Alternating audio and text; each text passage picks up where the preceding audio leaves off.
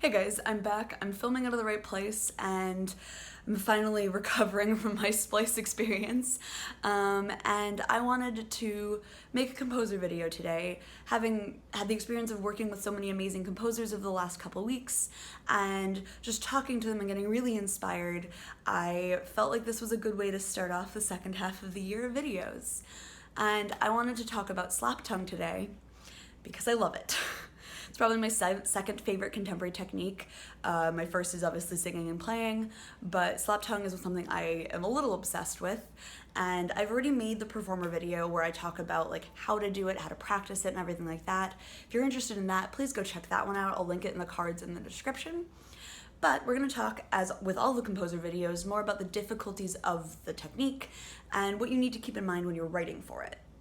I have a very distinct slap tongue. One of the things that I am very proud of is that multiple composers have told me that I have the best slap tongue they've ever heard, and that's super cool for me. But it also means that, like, if you're writing for me and you're expecting my slap tongue to come out of someone else, not always gonna happen. So I think that's the first thing, is like, it is particular to the person, the way their mouth works, the way their flute works, and the way that they do it. If you've seen the first video, the performer video, you know that there are two ways to create a slap tongue sound, and one of them is definitely more distinct than the other, and that one is also the more difficult one to learn. So if you're working with a younger performer or someone who isn't as comfortable with it, or just someone who hasn't figured out how to do the louder version, you're gonna have to adapt. I always tell composers to assume a mezzo forte, and if you have a performer who can do the forte or who can even do pianissimo, then great. But assume kind of a mezzo, piano mezzo forte range for what you're gonna get, and if that turns out to be different, then awesome. The next thing is, as with all percussive techniques, there's some setup time. This one's a little bit shorter than something like tongue ram, where you really have to move the flute, but it still does require some setup time. It's milliseconds, but those are milliseconds that you have to account for. If you're going straight from traditional playing into slap tongue, you do have to think about the tempo that you're writing it in, because chances are it's going to be very, very difficult. It's very difficult to also transition back and forth because your tongue is in such a different place for slap tongue as it is for traditional playing.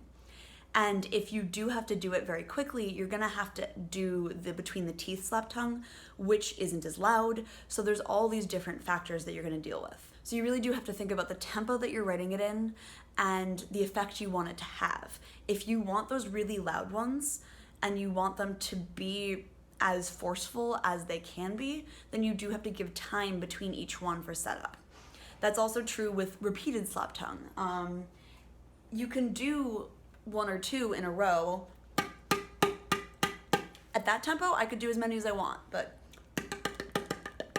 as you hear, the longer I go, it gets less distinct because I can't keep doing that full-on technique anymore.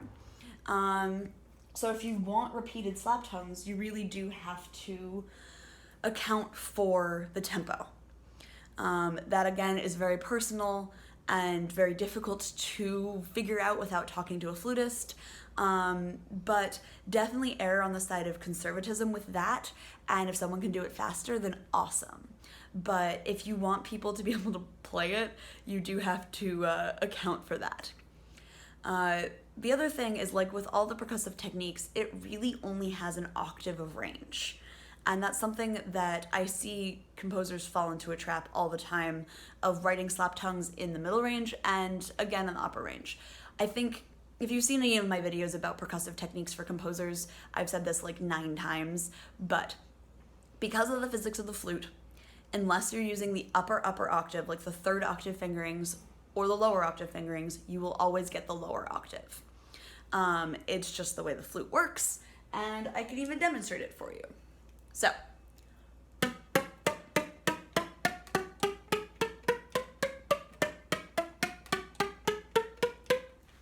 it flips down.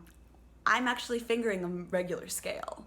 There's really nothing you can do about it. I don't know of any way to have the middle octave speak If someone knows how to do it, please let me know because I'm really curious, but that's something that you do have to keep in mind when you're writing for slap tongue and any percussive technique, is if you want melodic things, and since slap tongue is a really pitched sound, you do get the ability to have a scale.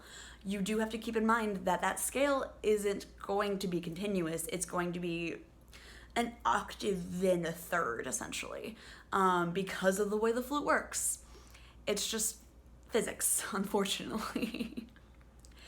The other thing is that while it is quite a loud technique, it is very easily covered in ensemble textures. If the player can't play it loudly, they're not going to be able to play it loudly in context.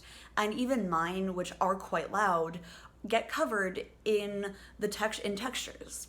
Obviously, in a woodwind setting, like in my duo, where both of us are slap tonguing or it's just clarinet playing over me, then yeah, you're going to be able to hear it because there's only two voices and they're either solidified by the other player or it's not covered because there's a clarinet texture, which is pretty easy to cut through for flute. If there's brass, if there's double reeds, if there's any kind of like thicker, denser sound around me, you're not going to hear me. You might hear some of the percussive effect, but it's not really going to have the same like really cool effect that slap tongue has if it's being covered up. So it's always about voicing. I think that's true for everything, obviously, but I see so many composers put all these really cool things into the flute part, and you get into the ensemble and you can't hear a thing because while we do project, we do have a lot of sound ability and we do have a lot more ability to play these contemporary sounds. At some point, we're not that loud. We're not gonna ever be as loud as a brass player. It's just not physically possible. Maybe if I'm wailing in my high range, I can cover up a trumpet or at least cut through a trumpet sound, but that's not what this is. This is a very like delicate texture. I think the last thing I want to leave you with is it is quite a difficult technique. As I said, you're not always going to have a performer who's as comfortable doing it as you might want them to be, and just be aware that sometimes the slap tongues aren't gonna work, unfortunately. If you're looking for a piece to revolve around slap tongue, then you really need to find a performer who's good at it, who's comfortable with it, and who has experience doing these kinds of pieces. Like I am an example of that, obviously, but there's thousands of other performers who are very, very good at like contemporary extended playing and have the ability to put in slap tongues where some of the less experienced performers might not. And if you have someone that's incredibly motivated and really interested in learning, then obviously then they'll figure it out. But just keep in mind that the average flute player, the person who isn't a contemporary specialist, who isn't as comfortable with this, isn't necessarily going to have the comfort level with this particular technique. It's one that's a little weird, it's hard to learn, and it took me like a year to learn, essentially, well. So just keep that in mind. As always, I hope this video was helpful. I'm really excited to be back and like actually have time to film now. If you haven't seen my update videos, I'm going through a lot of changes in my life, and it means that my schedule's a little bit more messed up than normal, but I'm trying really hard to put out videos once a week. I might be changing my upload schedule because of my work schedule, but we'll get to that when it comes. And as always, if you like this video, give it a like. If you're new here, subscribe.